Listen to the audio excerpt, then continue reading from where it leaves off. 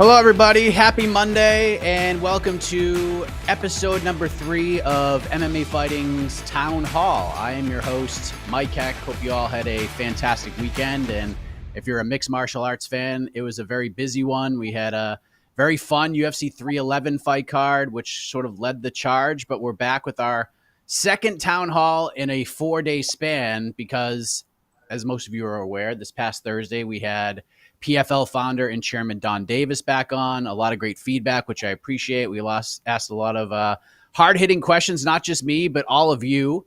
And we got some good answers at times. And I'll say I thought Don did a much better job, as did a lot of you, this go-around compared to the first one we did in October. But I appreciate him coming back on and doing that and answering those questions. But today we are discussing a promotion that has created a lot of buzz in the mixed martial arts space as they are preparing to host their first events this year. We're talking about the brand new Global Fight League, and anyone here live with us is probably aware or have at least heard of the GFL to this point, mostly because some of the names they have announced on the roster, such as Tyron Woodley, Anthony Pettis, Paige Van Zant, to the likes of Kevin Lee and Andre Arlovsky and B. Wynn, Yoel Romero, Mauricio Shogun Hua, to even names like Frank Mir and Vander Silva, and many, many more. And there's been a lot of excitement surrounding the GFL and its potential. There's also been some critics and skeptics, and hopefully over the next hour or so, we can figure out where everybody stands. As right now, let us welcome in our guest, the founder of the Global Fight League, Darren Owen. Darren, welcome. Thank you for doing this. And it's nice to have another bald man with light facial hair joining me side by side. I hope people can tell us apart. That's why we have the lower third graphics here. How are you, sir? Doing well, thanks. Thanks for having me, Mike. Absolutely. It's good to have you with us. The viewers have been asking for this for quite some time, and it's been quite a road for the GFL. Once upon a time, it was the WFL, the World Fight League, and there were these big announcements and such, and then it kind of went away, and people were wondering, where did they go? And then late last year, you went on with Ariel Helwani. GFL was officially announced, and it seems like we're off to the races with the roster and everything. I believe the first ever GFL draft is this week as well, right? Yeah, this Friday, 5 p.m. Pacific time, 8 p.m. Eastern time. It's going far and wide out to the whole world, and should be a pretty amazing event. So how will that all work? Where can people watch it? How is that all gonna go down on Friday? Oh, literally, you can watch it anywhere. YouTube, Meta, DAZN, payperview.com, Triller, Fubo. We're sending it out to the entire world. Awesome. So we'll have the team set. First event from what we've heard is happening in April. I was told that was sort of the target time frame. Is that accurate? Do we have like an actual official date for this first event? Are there any updates at this point? April will be the first event. So our cadence will be one event per month starting in April for 6 months in a row. Each of those 6 months, that'll be our regular season. And we're traveling to each of our 6 city destinations to host one mega event over a weekend where half of our roster will travel to that location and compete. So we're looking to fill the NFL void during the off season. So we're looking to do 2 events back to back on Sunday and then a Monday night event as well. So 30 fights over that weekend. That's our plan. Okay, April. Do we have an actual date yet, or still kind of figuring that out? We're going to announce our whole season schedule in February. So we'll announce our whole season. Okay. All right. Well, Don and I started off, I basically hogged the first 30 minutes of that town hall, just asking Don all the questions, and then brought you all in, the peeps. But I'm just going to bring the peeps in right now. So Casey on the 1s and 2s will bring up some questions on the board, and we'll give Darren a chance to respond and react to these, and we'll see what's going on. So Casey, please, first question. From our friend LazyBet. Darren, how confident are you the GFL holds a successful and profitable event in the first half of 2025? So you mentioned April, and then you're going to do something each and every month.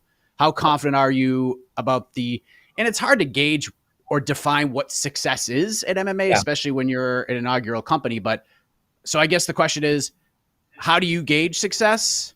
And do you have confidence in profitability within the first 3-4 events? Yeah, I think those two go hand in hand, successful and profitable. We've seen many promotions that have not been able to make any profits, at least from their events. That's not our model. That's not what we're looking to do. I've historically been successful promoting profitable MMA events, and that's our goal. Is absolutely to sustain and to be long term. You need to turn a profit. So that's our model. I am very confident we'll be able to achieve that with kind of the deals we have in play. The roster we have, just the way that we've set this up, it's set up to be profitable from the beginning. So I'm very confident. But yes, it's a big ask for a new organization to come out and be profitable right at the beginning. Success would mean we are either very close to having profitable events, but also executing properly, making sure we're following through on the promises we've made, and just putting on great fights for the fans that they want to see. I think that's success, but ultimately profitability and success are hand in hand.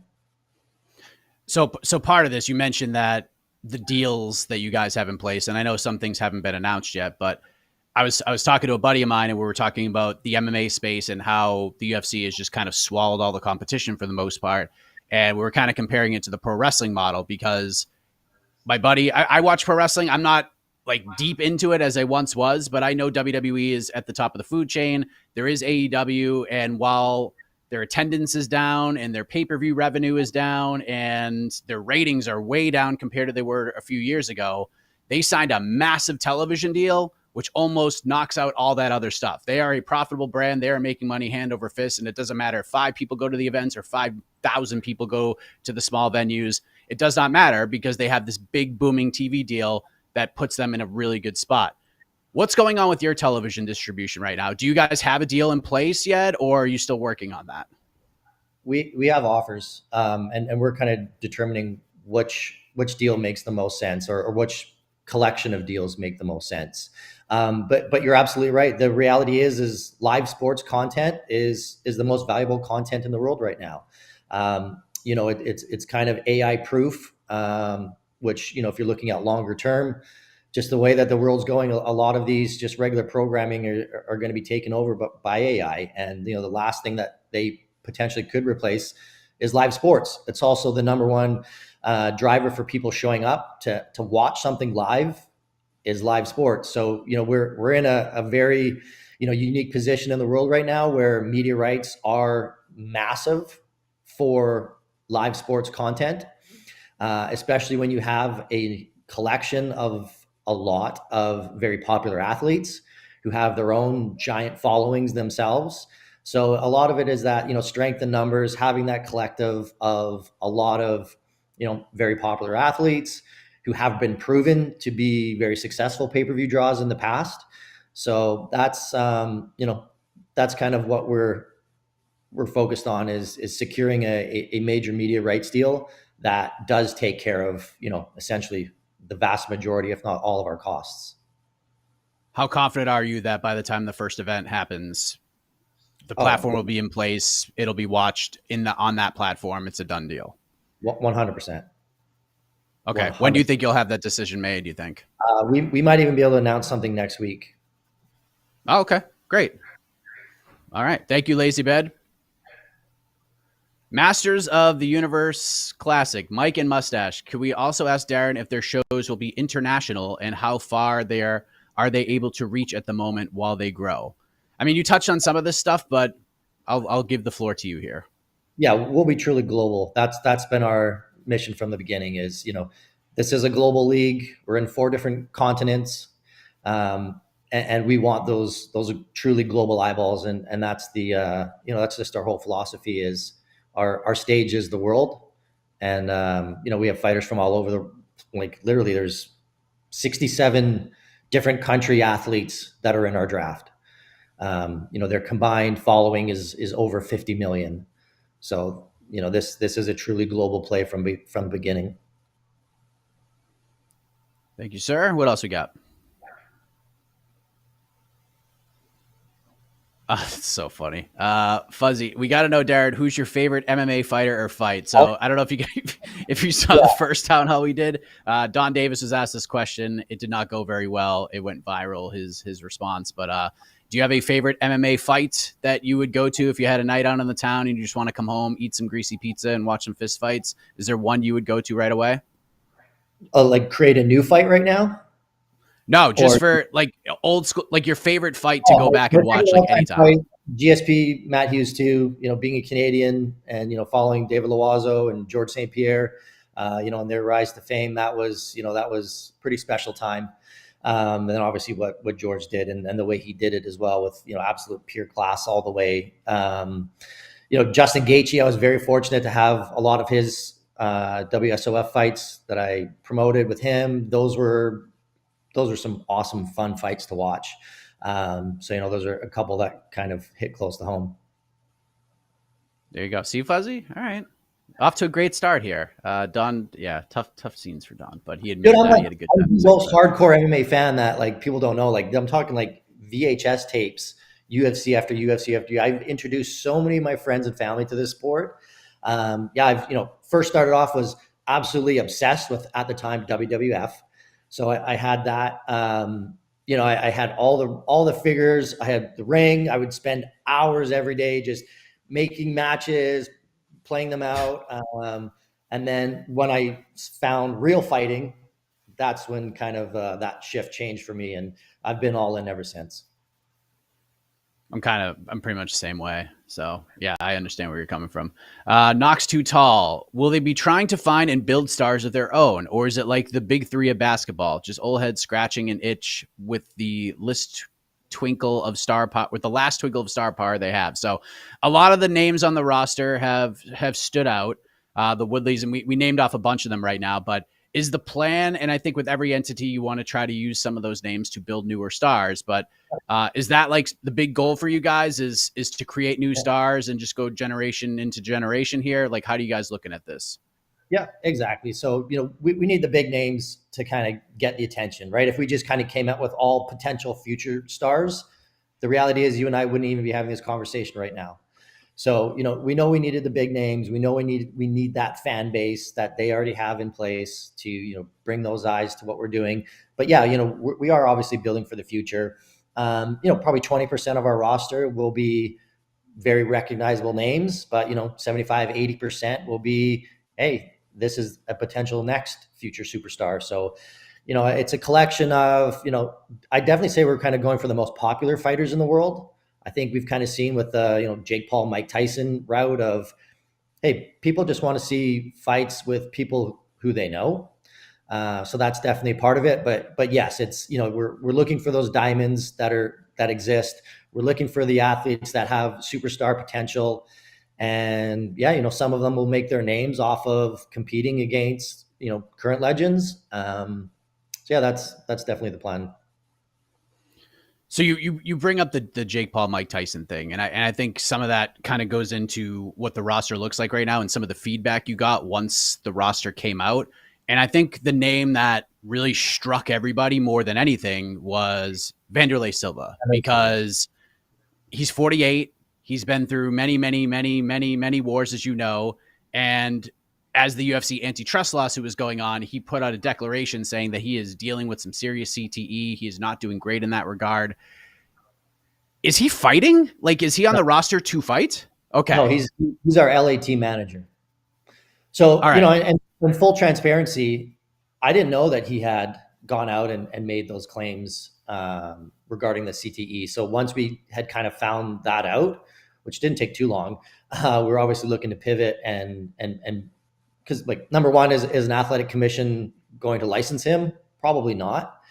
Number two, what's the logical thing to do if that is the case? And if that is the case, let's do it right. Like obviously absolute legend, want him involved. But let's do it in the right way that does make sense. So yeah, we've shifted Vanderlei to our LA team manager.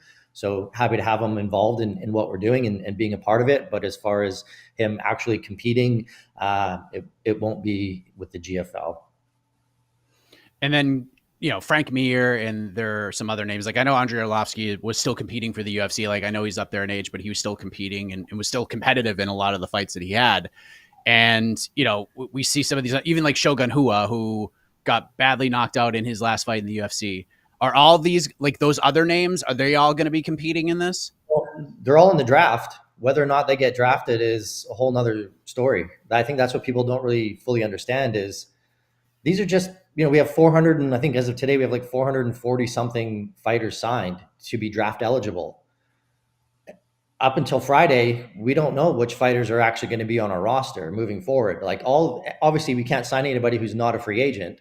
So all these athletes are currently free agents. The ones that don't get signed remain free agents. So, we've consulted with coaches, the managers, and like we listen to the public and what the perception is and what the thoughts are. Also, it's part of it is, hey, Frank, how are you doing? How are you feeling? Right. And, seeing these guys in the gym, like some of them are ready to go at like that level where they need to be ready to go. So, it's definitely a collective effort of us theoretically at the league itself and the team managers and the team coaches to kind of determine which 120 of our pool of 440 something actually make a roster. So I think there's a lot of assumptions being made that, oh, it's only all these, seasoned veterans, but no one's going to know until until Friday who's actually made a GFL roster. I don't think this is going to happen, but I might as well just throw out this hypothetical. Is there a world where, like, if Woodley and Pettis and Page, like, there's a world that none of them get drafted, and if they don't get drafted, they're just not fighting for you guys? Like, really? I guess in a parallel universe, and that could happen. It's hey, tune in, watch the draft, find out. Okay. So the Mears and them, if they all get drafted, they are fighting whoever they are told to fight, right? So like Frank Mir could fight Rebellis to Spain without hesitation, because I'm glad you're clearing a lot of this stuff up, because these are some of the criticisms and questions people had was, okay, well, what if we found out about Vanderlei, but Vanderlei fights a 28-year-old guy who is 12-0 with 12 first-round knockouts, who isn't just an absolute crusher. Like, no. Would those fights happen? Or if like Mir and other legends each get drafted to each team, are like the legends going to fight each other? Like, how would that work? Yeah, it would be legends versus legends. Like, same thing. I don't want to do the Mike Tyson, Jake Paul style age difference. The other thing too, people also don't fully understand is we're operating all of the 6 teams ourselves. So we can trade fighters to different teams to create the fights that the fans want to see, that we want to see, that do make sense. So there's definitely going to be some manipulation to make the logical fights happen. I think that's something people aren't really kind of fully understanding as well. But I'm here to make the fights that I want to see, and I think I'm enough of an absolute hardcore fan that I know for the most part what fights the fans want to see. And I don't think people want to see a 42-year-old former legend fighting a 26-year-old up and comer who's on a tear, right? But would you want to see Frank Mir fight Junior Dos Santos? I'd be down for that. Yoel Romero fight Gegard Mousasi. Sounds like a great fight. So logic will always prevail with what we're doing. Okay. All right. That was one of my big things, because as people were criticizing, I was like, well, if I don't like using like the older fighters, but I mean, they're around. I'm older than a lot of the fighters on the roster. So as long as they're fighting each other, I was totally fine with it. As long as it wasn't, like you said, the Jake Paul versus Mike Tyson scenario, I think it will go down a little bit better, I guess, to the MMA viewer, especially the hardcore fan. So I'm glad we got to clear some of that up. Let's go back to the peeps. Casey, please. To echo an earlier question, now is the time to let us know, will the draft be broadcast live and where we can tune in? Yes, Darren already let us know. It was Friday, 8 p.m. Eastern, you said? Yep. Yeah, everywhere. And it's all over the place. Go on wherever, whatever platform you already have, it'll probably be on there. All right. What else we got? What would you say to those who criticize the average age of the competitors in the draft pool for your league? So we kind of touched on that as well. But I what think do you our say to average the rate is critic? a lot lower than people think it is. It's just, we push out the big names because it's logical to push out the big names. And, you kind of have to have a career where you can create that, mass fan base. So, yeah, same thing. Tune into the draft and see what fighters actually get selected. And then after we're done that, we'll obviously be able to determine the average age of our roster. How are you? How are you personally like handling the critics who say, you know what, we're hearing some of the dollars being thrown around. We're seeing some of the names on the roster. As of now, there's like no official TV deal, but you said you're working on that. They're not even going to get one event off the ground, and if they do, there's no chance they get a second one off the ground. How does how do you respond to those critics? Because it's a lot of respected names in the space who are saying these things too. How do you personally respond to all of that? Hey, if you're talking about us, fantastic. Bring on the negativity, bring on the hate, bring on the trash talk. If you're talking about us, mission accomplished.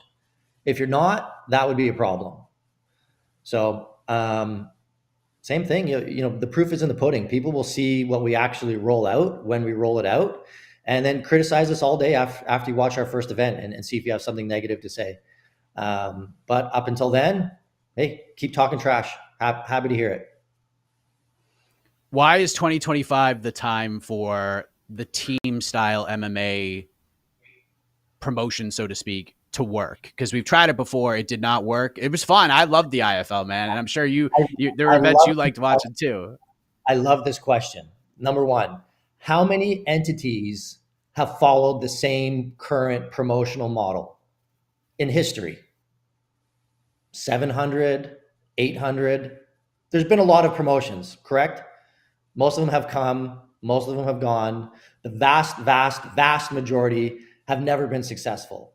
How many have truly been successful using that business model? Using the team one? No, the promotional model. Oh, the current one. Oh, yeah. How many are one. successful? Yeah, really one. One. Perfect. Okay. So what's the definition of insanity? Doing the same thing over and over and over again, expecting different results. So should we follow into the step, the same format as those 699 out of 700 that have ultimately not really been successful? Or should maybe we try something different? Maybe we try something different that has worked historically, decade after decade, in sport after different sport after different sport, anywhere in the world, whether it's Premier Cricket League in India, whether it's Australian rules football, whether it's NFL, NBA, NHL, Formula One. All of these sports are wildly, vastly different. However, they all follow the exact same business model. This is just the implementation of that historically proven business model that we know from other sport after other sport works very well. Their athletes receive 50% of the revenues that league generates. The collective of all of the teams is what the value is those media rights for all of that content to be distributed, the storylines that are connected, the A to Z contact or connection of that league. That's what this is. And yeah, people talk about the IFL. What other promotion from 20 years ago are people still talking about that, kind of came and went for a year and a half? We are in a wildly different time in the world from when the IFL first launched. And still IFL, I think the concept was, I think they were definitely onto something. Talk to anyone who's a part of the IFL and they were like, this was awesome, this was cool. But they still didn't set up the business model as a true league like all of the other leagues do. So this is the first time anyone's ever attempted to do what we're doing for the sport of MMA. It's been done all the time in every other sport. So number one, we're looking to leverage those giant global fan bases of more sports fans. I think we're definitely going to have a lot of the hardcore fans just based on the athletes we have, but we're looking to transcend into major professional sports where, whether you're a Yankees fan, you're a Knicks fan, and then now you're a New York team GFL fan. So that's the difference. Is let's do something that we know works with every other sport, and let's try to implement that to the third most popular sport around the planet, and a truly the most exciting sport in the world. Let's create new unique betting lines based on our format. Let's create new different storylines based on this format. So that, I think those are the big differences. Of everyone's like, oh, well, we've seen it with the IFL. IFL was like 20 years ago. Do we live anywhere in the same world that we did in 20 years ago, as far as, how people consume content and how people pay for content? It's a different time in the world right now, and we're just doing a different thing. So let's just say, and I know you're confident this is going to work. Let's just say the numbers aren't where you expect them to be after year one. Do you just say, okay, this is a learning curve, we're just going to build upon that, like we know the mistakes we made, we know what's working, what isn't, and we're just going to keep the same format? Or are you open to changing things up a little bit? Like PFL, they did the season format. They try to do we're doing a professional sports model with the season and a playoff at a championship, and then they've realized that, okay, it's a little too confusing, people don't understand this, let's just go to the almost a Grand Prix tournament model, which they're doing in 2025. So do you feel like there's flexibility there to change the format if needed? Somewhat. I think the reality, though, this is just copy paste of NFL, NBA, NHL. This is, as simply put as that. And do those leagues kind of tweak and change things? Yeah, they do. And I'm sure we will as well. We have like 6 or 7 groups that are very interested in buying franchise locations right now. So the appetite is there, right? I think people also don't look at that bigger long-term plan of what is a major professional sports franchise worth right now in a popular sport? Billions? A lot. Hundreds of millions. So we're following in those footsteps, and we'll create the same value in our teams. I think you get to a point too when, if you have a lot of money in this world and you can do almost anything, not anything you want, but like, you can kind of do what you want to do. So I think it'd be a pretty cool game for these guys, like, the Jerry Joneses of the world, who love their football team and they go all in, and that's what he lives for. I'm pretty confident we're going to have, the same type of people saying, hey, I want to have my team of trained assassins go compete against this other billionaire's team of trained assassins. And we're going to pay to have the best coaches in the world. We're going to pay to make sure our, finite number of athletes, 20, 24, whatever it may be, they're valuable. If you only have 20, 24 of them, they're less valuable if you have 700 of them on roster. So, you're going to have the best coaching, you're going to have the best facilities, you're going to have the best rehab, everything to properly take care of these athletes that you see in every other major professional sport around the world. So this is just that. However, this sport is kind of still in its infancy stage, if you look at it compared to all these other, historically proven leagues and sports that have been around for, 100 plus years. So this is just the necessary evolution in the business model to follow in the same footsteps that we have great examples of. And it's taking the best of the NFL, it's taking the best of the NBA, and figuring out what actually works for the unique nuances for the sport of MMA. Like, you can have baseball players flying all over the world because they're competing so often. Athletes in MMA don't compete that often. You can have them flying over the world because they're only going to fight once every 2 months.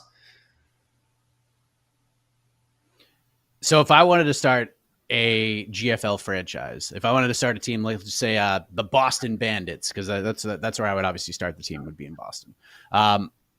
Once I acquire the franchise and we're locked and loaded, when I draft my team, how does that business model work? Like, do you pay the fighters? Would I have to pay the fighters? Like, how would that work? It's going to be an evolution. So right now we're operating as a single entity. We're creating as much value for these franchise teams as we can before we take them to market. Do we take them to market in 2 years, 4 years, 8 years? That'll kind of be seen. We have some, like, we announced our Dubai team. I go to Dubai the day after the draft. I fly from Phoenix to Dubai. We have meetings for interested parties for that Dubai franchise at 100 million. So, if someone comes to the table and says, hey, here's 100 million, we want to own the rights to this team, we're probably going to do that deal. We have people interested in New York. We have people interested in a Salt Lake City team right now. So if we did one of those deals, theoretically, they could buy the rights to Salt Lake. However, they may not establish that Salt Lake team until 2028. Whatever we kind of decide is a logical progression of expansion for the league. So that's kind of how that operates right now. So if someone wants to make an investment into the league itself to secure the rights for a particular location in anywhere in the world, we're open to have that conversation. And some of the people we're talking to are like legit. They own other major professional sports teams, and they see how the value of those franchises have skyrocketed and how we are structured and set up the exact same way. All right, let's keep going here. All right, I'm learning a lot here. This is why we're doing this, Darren. We're learning some stuff. Yeah, I'm happy to do it. I think everyone needs to kind of know that, because there's just all this speculation and perception that I'm like, well, just ask some questions. I'm happy to kind of be transparent and tell you, hey, here's what we're doing and here's why we're doing it. Let's see what AZ Ray Videos has to ask. What type of marketing or PR will GFL do to make sure that fighters get notoriety amongst the casual audience? How will you create fandom? This is a very important question. I'm sure these are discussions you and your team have all the time, because you could put on the greatest event on the face of the planet, but if nobody sees it, then it really never happens. So how will you create fandom? How will you reach the casual audience that the UFC has just absorbed over the last 4 years? Yeah, no, great question. And without a doubt, it's our job to make our fighters famous. And, I'll tell this, we were going to press release it in the near future, but I'll at least let you know this. We've partnered with the number one storytellers in I believe in sports right now. So we've signed a deal with Box to Box Films to kind of strategize all of our content creation. And they're the creators of the Formula One Drive to Survive, which is obviously a very global property. They've done a lot of different docuseries for major professional sports leagues around the world. And it's the collaborative effort of our marketing team and our whoever's doing our production, and the fact that let's tell the stories of these athletes. And I think that's what really drives fandom, is when you're emotionally invested in the outcome. So let's make sure we are showing the world what the lives of these athletes are like, and their struggles and their journeys and their stories, and and how their life has been pre GFL, and then hopefully what their life looks like post and current GFL.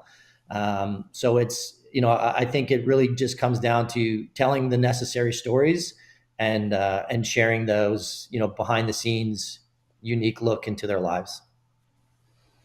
Speaking of PR and stories and getting things accurate, you and I talked. We didn't really get past really the email stage of this, but you were coming on, so I figured I'd ask you now. We had written an article earlier this month. The UFL, the United Fight League, released a statement basically saying that they're impressed with what you guys are trying to do. They wish you all the luck in the future. And then they say, however, due to many online comparisons between GFL and the UFL, as well as confusion stemming from an article describing Harrison Rogers' involvement with the franchise within GFL, it's important to clarify a few points. In early 2024, Harrison Rogers and Darren Owen met at UFL headquarters in Mesa, Arizona. Darren presented an impressive vision for what GFL could become. Based on the model presented at the time, Harrison expressed interest in committing to a Phoenix franchise in GFL as everything transpired as discussed. Since then, it appears GFL has adjusted its model and plans for the future. We, Harrison Rogers and UFL, wish them the best of luck. However, Harrison Rogers does not plan to participate in GFL's future or invest $10 million into a Phoenix GFL franchise. And some of this, it goes on and on a little bit more, but I know there's two sides to every story. Don Davis is on Thursday and said, look, there's one side, there's the other side. There's no black and white. There's always gray. What's your side to this? What happened from your perspective? Well, the first time we met was in Vegas in 2019. right at the end of December 2019.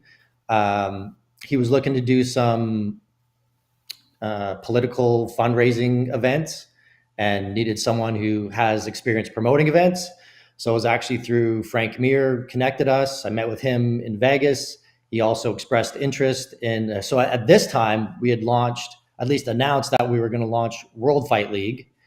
I'll just kind of quickly tell you the switch from World Fight League to Global Fight League was made due to the fact that our trademark got challenged in Europe for World Fight League. So that was the initial change for the name, but presented him an opportunity in December 2019 to get involved with World Fight League at the time. Things didn't work out. He subsequently launched United Fight League. So not World Fight League. He launched United Fight League, and in a Grand Prix tournament format. That ran for a while. Again, reached out through another mutual connection of ours to ask for my help, as things weren't transpiring as he'd hoped they would transpire. I let him know I would be happy to come along and assist and help him with that, his current promotion at the time, as I was still trying to raise funds. Like, I've been trying to fundraise this thing for like 2 years. And he kind of said, hey, we'd be interested in owning that Phoenix franchise. So, this conversation had been going on for about 2 years, and this was 10 months ago. I find the timing pretty weird. I've pitched this to probably 300 different people, and, 299 said no. And out of that 299, 298 never put out a press release saying that they weren't completing the deal. Verbally it was all done. It was his thought to say the price was 10 million when that wasn't the actual number we agreed upon. And then, I flew down Bobby Razak. We did some filming. We did, out of my pocket. He's never given me $1. I've never asked other than the actual investment. I've covered every cost. I spent probably $8,000 going down there and filming with him for those 2 days. And then it kind of just came out later that the event was going to be in Sacramento. So I filled up a card. I connected with all my Sacramento connections. I've done an event in Sacramento before. And then they pulled the event from Sacramento, moved it to Phoenix, and basically said, hey, we can just handle this now that it's in our hometown. So, I offered to help promote that event for $5,000 a month. And he said just couldn't do it at the time based on the fact that they'd made some other hirings within their company. So I said, hey, if we're going to be in business anyways, I'm happy to help. So I offered to do what I could to put that event together and try to save him some money. And then, in March, he kind of said, through his associate said that, hey, we're taking GFL off the table. So 10 months later to announce a press release, I think is kind of wild, but hey, it's obviously, I don't know if people were reaching out to him saying, hey, congratulations, we heard you're getting a Phoenix team. I have no idea what actually happened there, but I found it just very unique timing to put out a press release 10 months later to say, hey, we're not, either we don't have the money or we're not doing this. I just found it really weird, but hey, it is what it is. Why do you think, though? Why do you think they did that? Because you said there have been others that are like, yeah, we're interested, and now we're not doing it, and they didn't put out a press release, and then they did. Do you think this was like a PR move for them, perhaps? I don't know. I thought it was kind of weird too. We're getting noise, and I know they called Ariel and was like, hey, how come we're not doing this? We're doing teams. I think they did one event as teams. Look up the card, see who was on that, and maybe see why they're not getting the attention they want to get. I don't know. I really don't know. He's a unique individual. Fair enough. All right. Thank you for clarifying that. Let's go back to the questions. We got about 20 more minutes before we got to get out of here. So what else we got? Will each team have individual arenas? So there are true home and away teams. May the various venues be themed to fit the aesthetic of the home team. Yeah, that's definitely something we're planning to do. This first season is a little more unique based on the fact that we're gonna do one event at each of these 6 city team locations. But yeah, the plan will be home events, away events, and definitely, skin the cages with the home, colors, and kind of go all in on creating that home atmosphere and away atmosphere. So, I think that's kind of the challenge right now is often, you go to an event and, 10, 12 fights, 14 fights on the card. And it's often like, okay, well, who are you cheering for and why? And often it's, well, I just hope it's a good fight, unless, oh, I know this person or they're from my state or whatever it may be. There's, you often kind of have to just gamble on the fights to make it another level of interest or commitment to it. So bringing in that historically, like we know the number one driver in sports fandom is cheering for your favorite team. That's a proven fact. So the fact that teams just don't even exist in the sport is one thing. So we create that. It's LA versus New York. Okay, you from LA, you from New York. Who are you cheering for? In each fight, every fight, you're like, yeah, I want the, you're cheering for the red team or the blue team. Just kind of built in that, what's kind of just in our DNA of, our tribe versus your tribe. So that's definitely part of the whole GFL experience will be the ability to cheer for your home team. Also fantasy too. I think that's a unique thing that we can bring to the sport is like a real proper fantasy MMA, which obviously is pretty massive in a lot of the other professional sports. So with our format, that makes sense. We also create new and unique betting lines for the sport that are also, historically very traditional. Whether you're betting on the NFL, the NBA, there's an over under for points. So, a couple more things like that too, where, you can bet on the overall champion at the beginning of the season. So yeah, different elements to it. So nothing's perfect, but let's just say for some reason this takes off. It's exactly what you planned out. In the next year, exactly how you planned out. And the next year, exactly how you planned out. By like 2029, 2030, what is this looking like? How many teams are there? Like, I'm sure you guys have thought about this a little bit, but like, do you Yeah, think this could be like 16, 18, 20 teams? Or are you hoping to eventually. keep the circle a little smaller? Obviously, we don't want to dilute talent, so we want to make sure we have quality fights across the board. But yeah, no, absolutely, expansion is on the table and what we're looking at doing. So we've kind of thought logically probably 2 teams per year. But again, we'll take it a step at a time and see what makes sense and when it makes sense to do it. But yeah, definitely expansion. All right. Casey, next question. Weight classes and weight cutting. Will weight classes follow other organization standards or intro new ones like 165? And has weight cutting protocols been decided? I think you guys put out Yeah. something like this. The weight classes are a little bit different, right? Yeah. Weight classes are different. Theoretically, we're fine with even calling everything a catch weight. Like we'll still announce the fighters, whatever their historical weight category has been. That's what we'll at least call them, a GFL lightweight. However, they'll weigh in at 165. A GFL light heavyweight will weigh in at 225.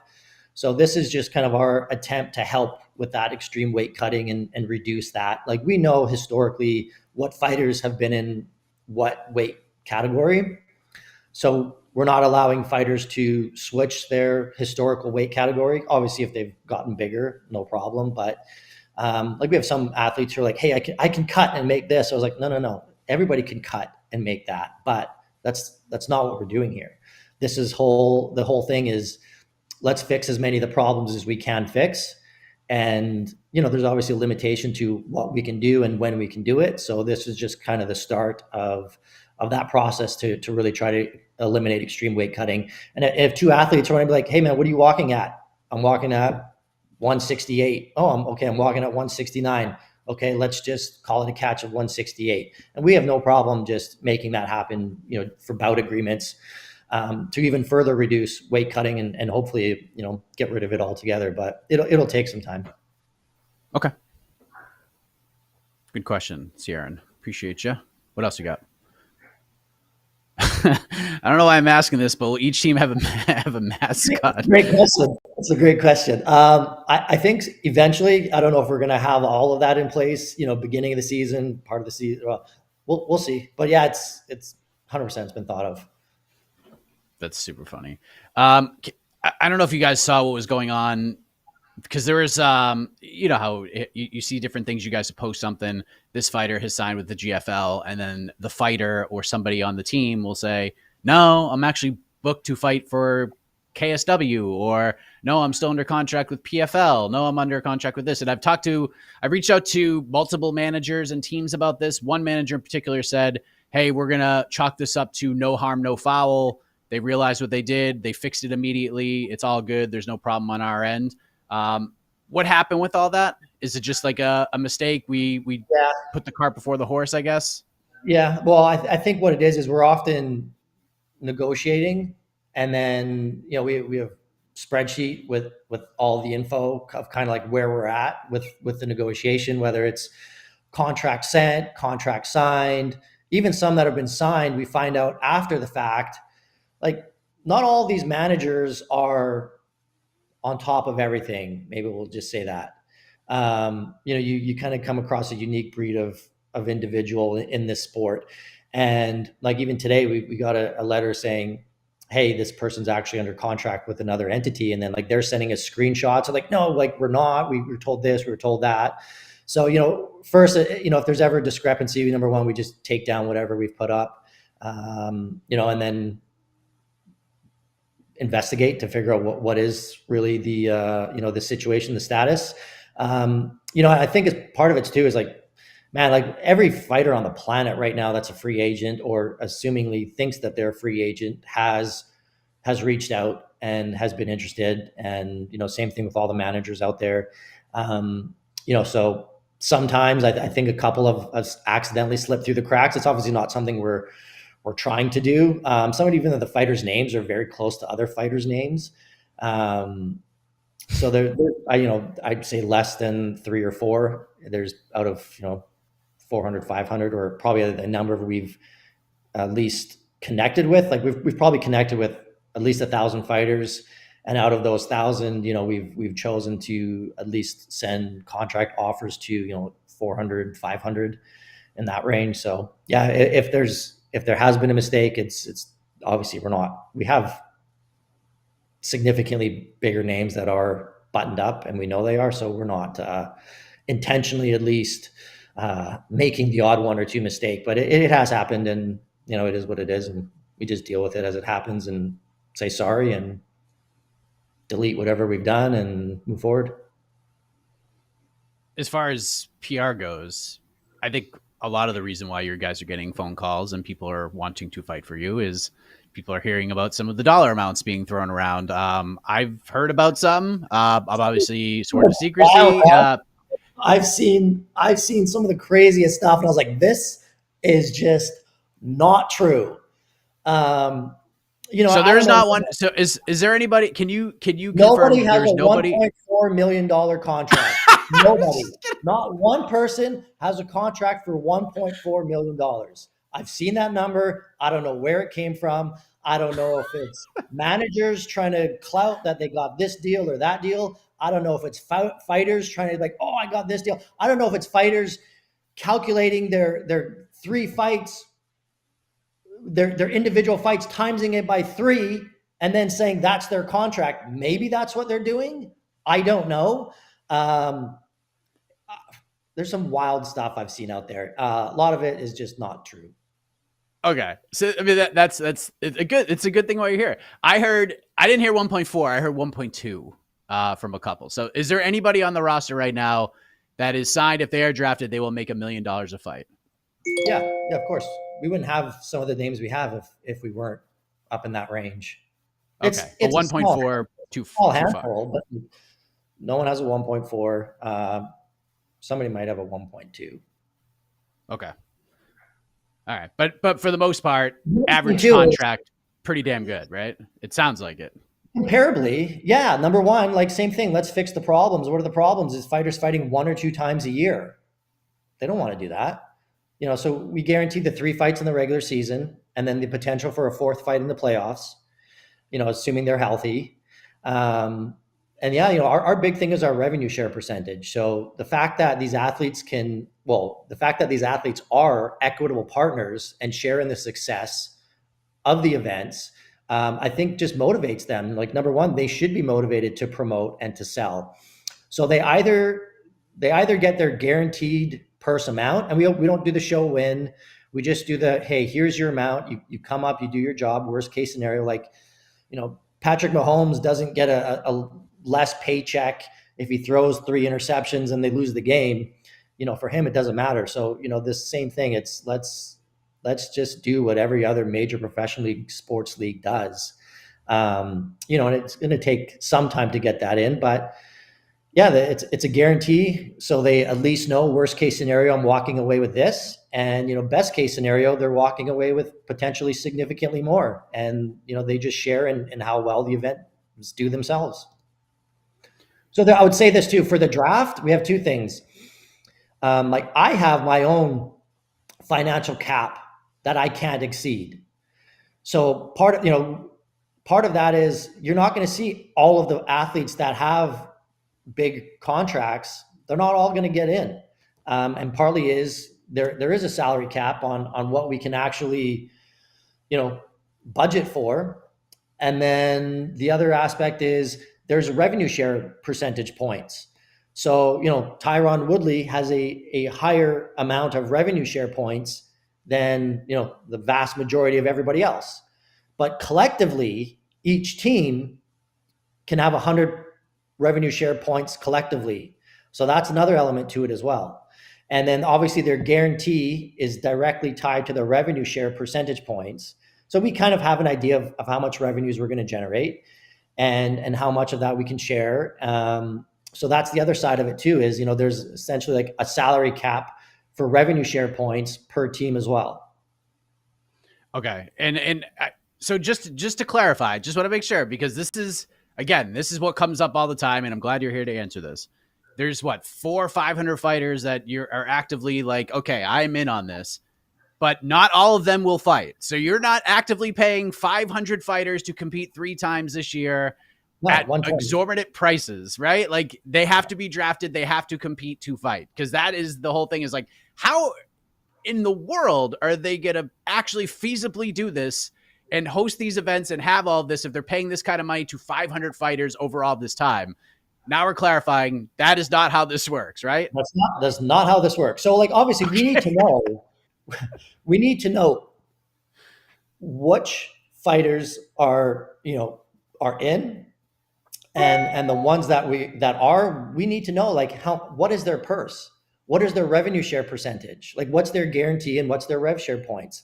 And yeah, we have spreadsheets that calculate all of that information.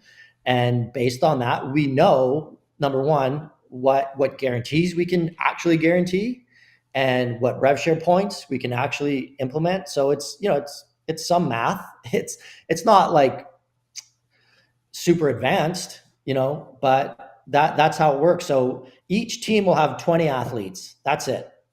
6 teams, 120 of the 400 and something pool we have, 120 will get signed. The other 300 are free agents. They're currently free agents, or else we wouldn't be able to sign them. So they remain free agents. Obviously, we're going to have injuries. Obviously, visas issues are going to come up and things happen.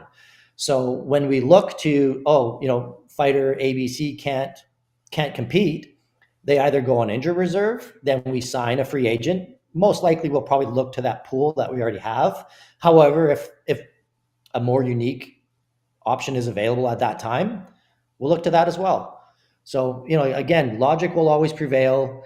There is rhyme, reason, calculations, budgeting for all of this stuff. It's not just, hey, everybody is a pool of money for everyone to just get in on. That's not how it is. Yeah. Because that was the perception of all of this, is just like, okay, that's why. And I think that's why a lot of people are like, they're never going to get even event 1 off the ground, let alone event 2. Because once they have event 1, they're going to be out of money. That's just the perception of all of this. So again, now we're clarifying some stuff and getting a little bit more of the dotting of the I's and the crossing of the T's, if you will. All right. We got like 5 minutes. Let's take a couple more. if we can. Joseph, I hope everything works out for Darren at GFL. I was confused at first, but this is a great town hall, and Darren did a great job of clearing up any confusions we had. Thank you, Joseph. This is why we do these. I did one last night too for a bunch of journalists, and same thing. It was like, oh, this actually does make a lot more sense after you're kind of elaborated and explained it all. GFL sounds great. They're trying. They're doing something different, but right. And Darren is a huge MMA fan, so I appreciate what they're doing and having a go at it. That's what it's about. All right. We're getting fans, Darren. This is good. Lazy Bed, who I'll tell you, Lazy Bed will tell you the truth. If he has an issue, he will tell you. I'll be honest, I came into this pretty skeptical, and now he's feeling it. You got Lazy Bed on your side. That's like we're gonna have badass logos, badass names, badass storylines. We're gonna just do this thing in a different way. We're not trying to compete with anybody. We're not trying to be the same as this or that. We're doing our own thing. We're in our own lane. And it's just going to be a different way to consume the sport that we all love. And yeah, the part of it is let's get sports fans in on this. Like, let's get the Dodgers fans, the Lakers fans to be LA GFL team fans. We're going to have to do Boston versus Montreal. Do we try to do a Montreal team? No venues. Well, 6 months of blocked out availability for the two venues in Montreal that would work. So we'll expand. We'll get there. All right. Anything else, Casey? No, I think we're good, gentlemen. All right. Darren Owen, the founder of GFL. I think we got a lot of information here. There's obviously, this is MMA, as you know, Darren. You've been a fan and watching the sport and been involved in it for quite some time. Even if most people with logic like what you had to say, there's going to be 2 or 3 people who are going to crap on anything you say, no matter what. So it comes to the territory. Appreciate that. Any final words, any final thoughts you want to give to the potential fans over these last couple of minutes before we let you go? No, just, appreciate the time to kind of explain, a little bit further of our model and how it works. And yeah, we're looking to do something different. We're looking to evolve and really kind of just take these athletes to the next level that, they see their professional other athletes earning that are generating similar revenue. So that's all this is just, time to evolve the business model and, elevate these athletes in line with their, their fellow other professional athletes that are just earning significantly better than they are right now. All right, so things to keep an eye out for. We get the GFL Draft on Friday, 8 p.m. Eastern. You can watch it on YouTube, DAZN, Triller, Fubo, wherever. If just Darren says look somewhere and you will find it. So check out the draft and see where all these fighters go. TV deal to be announced soon. We hope to find that out. Date, venue, location of the first event. Hopefully we will find out very soon as well as we roll on into the inaugural season of the Global Fight League. Darren, thank you very much for your time. Thank you for answering the questions. I'm sure the people appreciate this as well. And that's it, everybody. I'm officially on vacation for the next 10 days. So I finish packing my bags and get on out of here. For Darren Owen, for Casey on the ones and twos, thank you for all the great questions. I am Mike Heck. Hope you guys enjoyed it. We'll see you next time here on Town Hall.